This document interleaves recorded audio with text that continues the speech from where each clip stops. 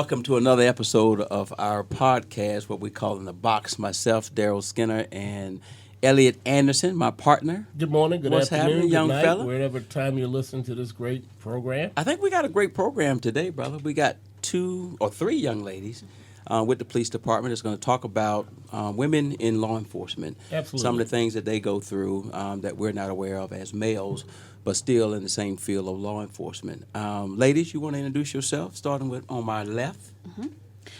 Hello, my name is Officer Lena Shaduli. I've been with the department for 2 years in March. Okay. Hello, I am Officer Casey Bennett. I've been with the department for, it'll be about 3 years coming up. About 3 years coming up. On my right.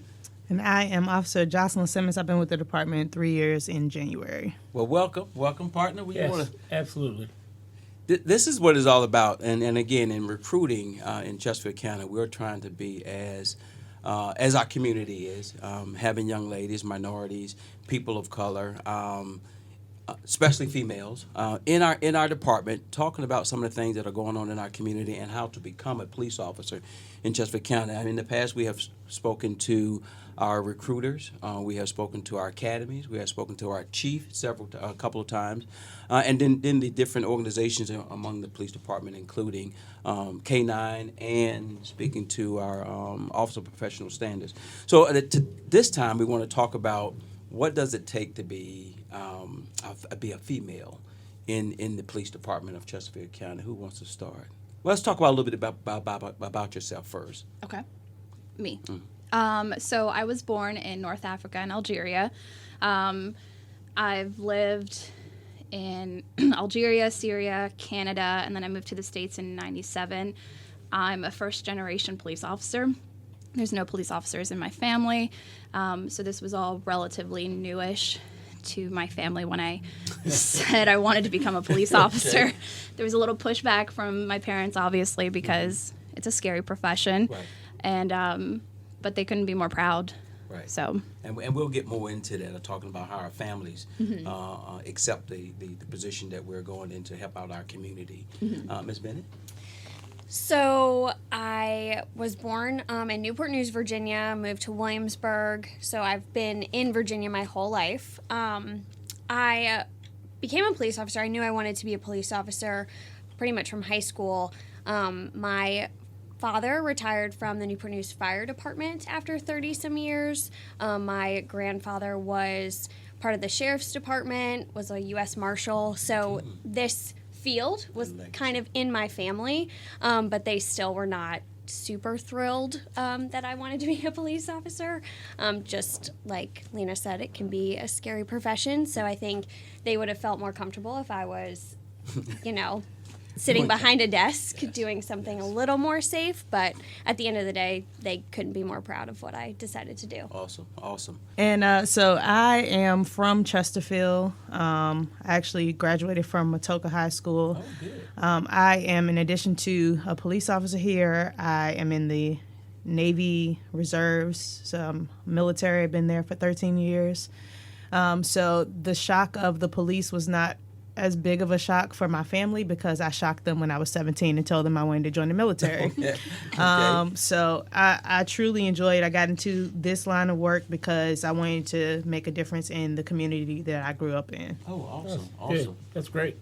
Now, all of you had family, and we know that family support, quality of work life is we have to have a good balance between what we do in our family and personal lives.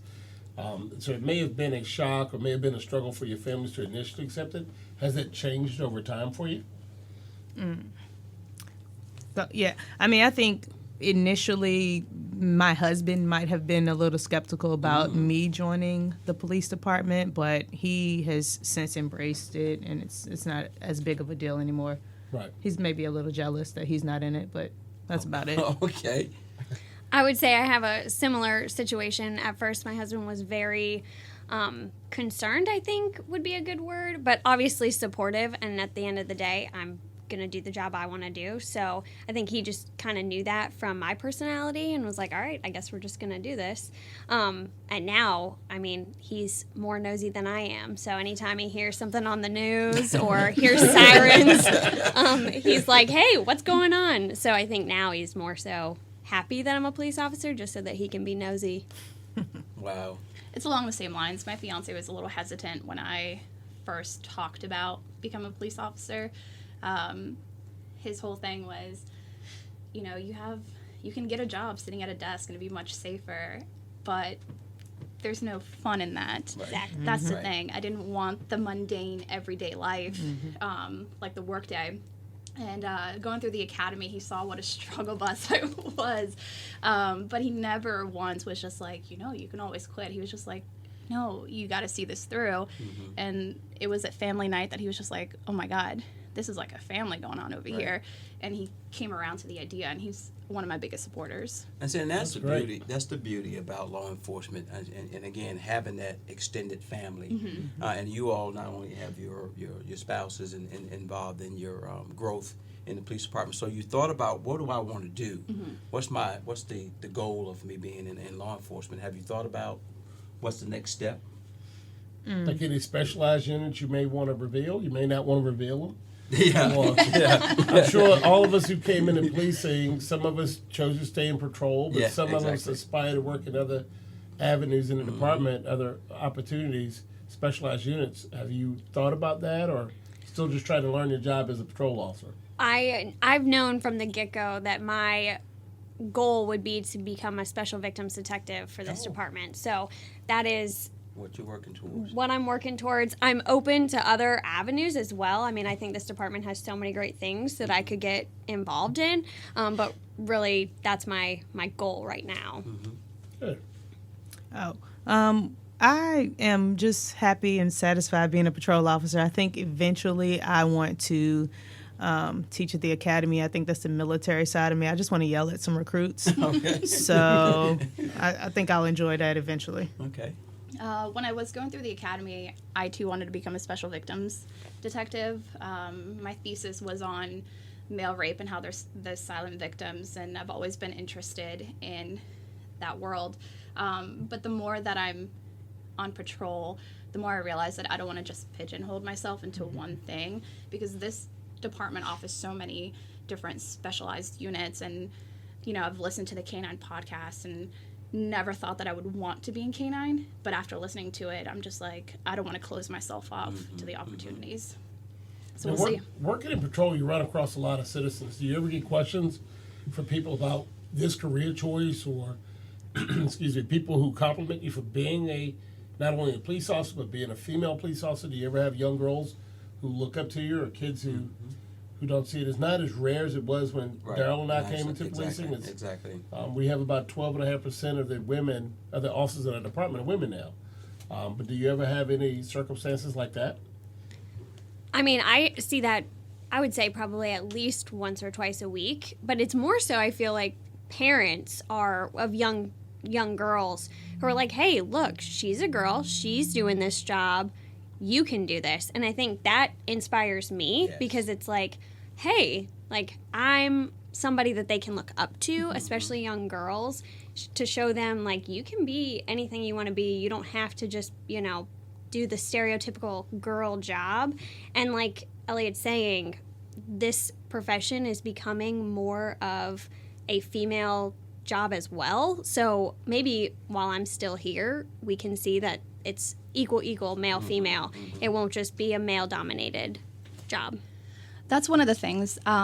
Representation matters a lot. So when there's like younger female or like younger kids that are girls and they see us out and about, they see somebody that looks like them. So the idea that, you know, becoming a police officer isn't so far-fetched. There's no stigma behind it. It's just, it's a job, and we're able to do the job. Well, and one thing that you see in law enforcement, especially being a young lady or a minority, period, is that when you have questions coming from your family, and they will tell me about being in law, or I had this happen to me, they trust you enough to know now I can actually get some real feedback from family members or from people that know you, which is good. But a question I have is the difference that you have seen in law enforcement from a male perspective or a female's perspective. Have you noticed anything differently? As far as like, do people treat us Yeah, differently on the treat you, road? yes. I think it really depends on the person that you're dealing with. So I have had situations where I'm treated exactly the same as the male officer that I'm working next to, but I've also had situations where people would rather talk to me because I'm a female and they feel like I can understand or sympathize with them better. Or on the flip side of that, they've determined that I'm weaker, so they'll try me, which will get handled either way. Okay. So Okay. I've seen it kind of from all points, being different from males. I would say I would agree with that. I feel like it more so stems on how I carry myself. So when I come to work, I don't view myself as a female police officer. I view myself as a Okay. police officer. Okay. So when I go to a call or I'm on scene, I feel like that's how I carry myself, and that bleeds over to how people then see me. But at the end of the day, I'm a police officer, so like the job is going to get done. Yeah, along the same lines. Yeah. So let me ask, this is a male-dominated profession. Have you ever had problems with your male coworkers? Is it rampant? Is it isolated? Do they respect you? Are they your comrades? You roll out to lunch, you meet them for dinner, you do the things that we do while we're working. You're part of the team.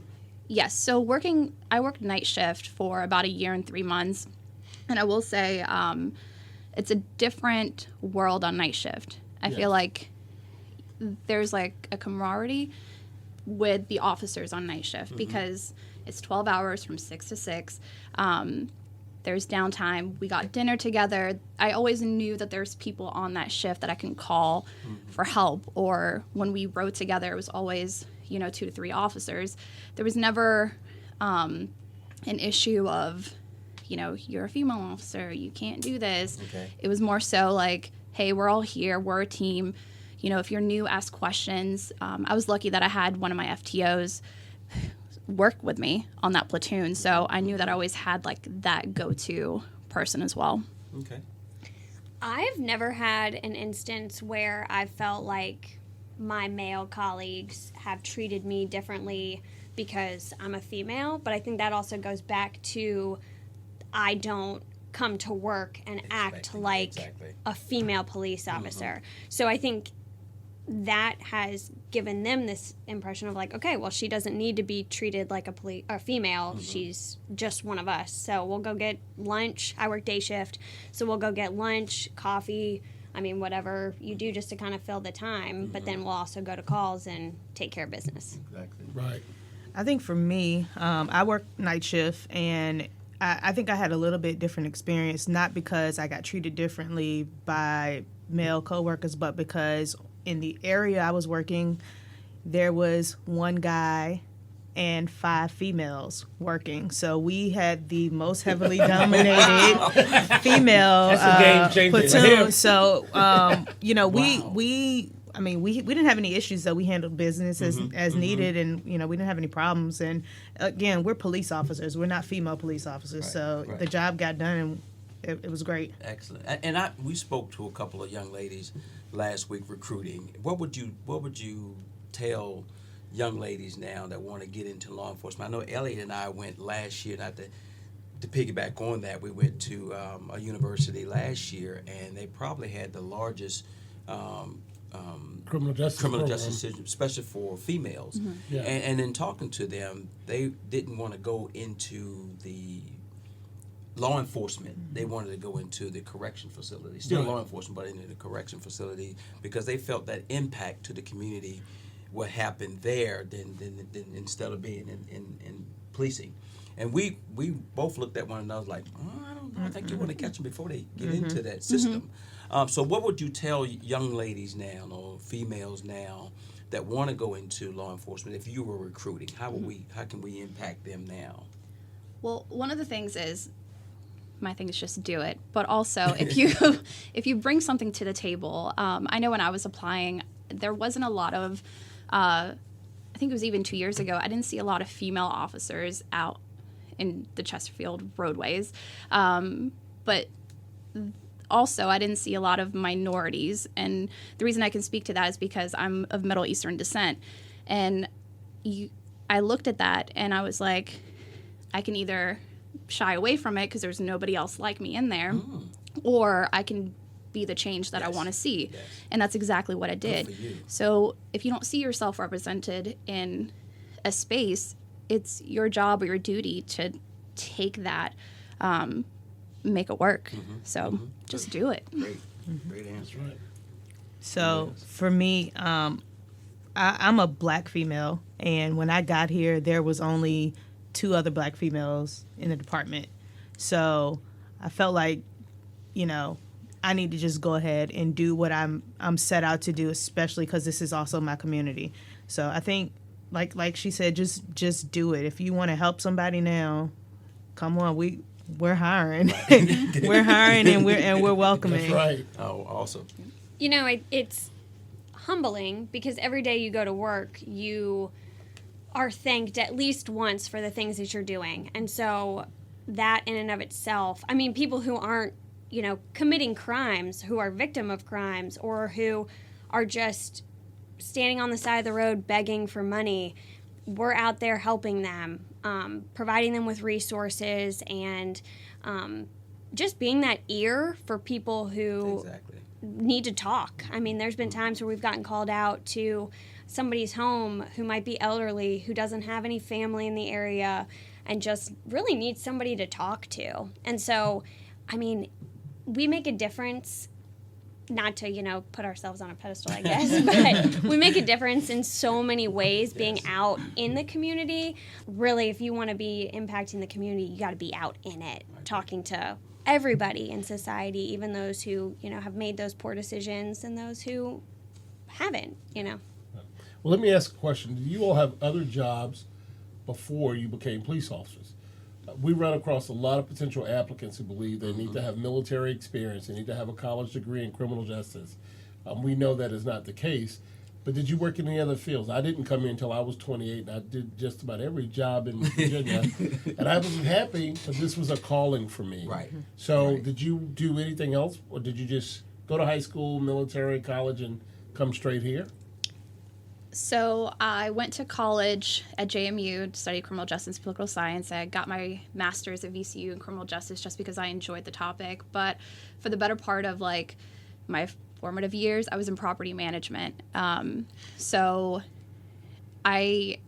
although I did get my education in criminal justice, I just fell into property management and I enjoyed it.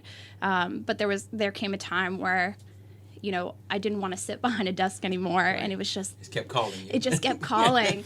And I just did it. Yeah.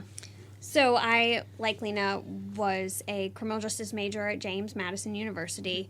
So I knew this was the job that I wanted to get into. But with that family hesitation, I kind of let that get into my mind. So I graduated college. I was a full-time lifeguard, as interesting as that is, with a college degree. Hold up now. Did you say full-time lifeguard? Correct. Okay. Yes. And then I went into sales. I did a little stint in commercial real estate, and then I went into HR.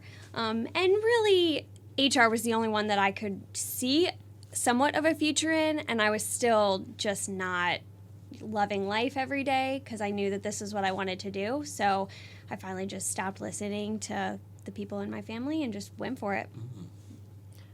I was all over the place. So even though I've been in the military for 13 years, I've been in the reserves. So those of you who don't know, that's part-time military. So I was I used to work at CC's Pizza, did good stuff there. I have worked at call centers. I've been in health insurance. I've been in home and auto insurance. I've done everything and did not have a goal set as to where I wanted to go. But somehow knew that I wanted to help people, and all of those things were just temporary. So I think I figured out eventually what I wanted to do, so I'm here now, Okay, well, that's good. here to stay. You know, I do want our listeners to know that Jocelyn's service has still been ongoing, and she just Yes, returned from exactly. a deployment to the Middle East, and this is about her 4th day back at work. And she agreed to come in and do this podcast for us, so we're really appreciative of it. Before we wrap up, I have an important question. We know that our training academy is physically and psychologically tough, and we want people to be successful. And we get questions about our physical fitness when we're out recruiting from men and women. Do you have any suggestions for all of our applicants on how to be successful at our training academy? Okay, I have it. So, I think you have to go in there with mental toughness. I will say when I got to the academy, I had just had a kid about a year and a half prior, and I was not in any kind of shape. And it definitely showed that first 2 weeks. I had days where I went home, told my husband I want to quit because this is not for me because I can't do it physically. Wow. So I think the mental aspect of it, though, you have to just push through. It's gonna be days that suck as far as the academy is concerned because it's a means to an end. They're trying to get you ready to be able to handle yourself if a situation arises where you're by yourself. So the best thing I can say is be mentally tough, but also prepare yourself. Just like with any other position or job that you're trying to go into, you don't want to go into it without being ready. So run, do some push-ups, go to the gym, work out prior to going because you will work out when you go to the academy. Wow. But it's a free trainer. Yeah, it is. And to piggyback off of that, and how important mental toughness is, I will say I was probably the weakest human being mentally when I came into this academy. I had zero confidence. I definitely did not think I could do it physically. The yelling, the screaming was just not something I had ever experienced. And now, honestly, I mean, it obviously helps with the job, Exactly. but it's just made me so much better, stronger of a human being, just like in life. Because now, you know, especially with everything going on in the world now, the negativity, it's just prepared me to just be able to see that daily and not allow it to bring me down and embody that negativity. So Right. That's good. I mean, the academy, yes, if you can have the ability to run, do push-ups, sit-ups prior to joining the academy, that's great. But if not, just do what they tell you to do. Kind of suck up those painful days, Yes. take some ibuprofen, and just feel blessed that you've got a personal trainer that you're getting paid for. Yes. Because Yes. I was getting married at the end of the academy, and I had the best wedding bod I could have ever imagined. So, Oh yeah, I dropped 20 pounds in the academy and picked up some muscle, so it's Yes. nice. it's worth it. nice. It's definitely worth it. Definitely. I mean, going back to Jocelyn, it's mental toughness. And then I was severely overweight prior to starting the academy. So I knew, I lost 70 pounds, which I'm not recommending people to do. It's just something that I knew I was working towards. And I wanted to be as physically fit as I can be. And regardless of how hard I trained, I still wasn't fit enough for the academy. But it goes back to the mental toughness. I mean, you can run miles on miles and you can do as many sit-ups and push-ups as you can and probably will do. But when you have the training officers just screaming in your face and you're just thinking, oh my God, all I want to do is quit. And then you just have to work through that because everything has a process. There's a rhyme to all the craziness Right. in the academy. But like Casey, I had zero confidence and I lacked command presence, and that's one thing that they work through. But it's the mental toughness that you need. So I know we said that was probably going to be one of the last questions, but I do have one about your families. Raising a family in this area. I don't know how many of you all have kids, but can you tell our recruits that this is, how do you feel about raising your family as a police officer in Chesterfield County? That means a lot to me, knowing that we have the school system, that we have the areas of what our hobbies of what we want to do. So can anyone talk a little bit on that, and then we can get you out of here? Okay. I have a 4-year-old, so she's not quite in the school age, but she does go to daycare. But I'm very comfortable with the school system here because I've been through it. Sure. A lot of the schools in Chesterfield are great. And I think if you're going to come to this apartment, living in Chesterfield is probably the best thing because you get your own car, you get to take it home, and you don't have to use your gas. So I have no issues with living here and being a police officer here. Good. I think it's Good. good community. I have a 9-month-old, so he's definitely not in school Right. at all, and we're just starting to look at daycares. So, but I feel 100% confident that he'll be taken care of at daycare, especially since I work here. I know, the crime that takes place. So, and I feel confident that if something does happen, I know the officers that would respond to it and that they would take care of my family. And so that's, comforting, definitely. But I don't even want to begin to think about sending my kid to school because that's too much for this mama. I don't have any kids yet, but I will soon. But just speaking from experience, I grew up in this community. I can't say good enough things about this community. Awesome. I went to school here, elementary, middle, and high school. And school-wise, all the schools are phenomenal. I grew up in a great neighborhood. There's no doubt in my mind that this would be the best place to raise my kids. Awesome. Ladies, Ellie, another good one. Another good, real conversation, real Yeah, talk that's from what it's all of them. about.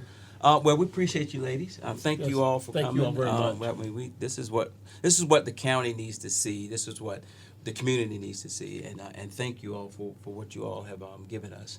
And we appreciate it. Thank you for sir. having us. Thank you, guys. Thank you for listening to the Chesterfield County Police Department podcast. This episode was written by Daryl Skinner, sound engineer Chris Rizzuti. We are the Chesterfield County Police Department representing Chesterfield County, Virginia. Check us out online at chesterfieldpd.com.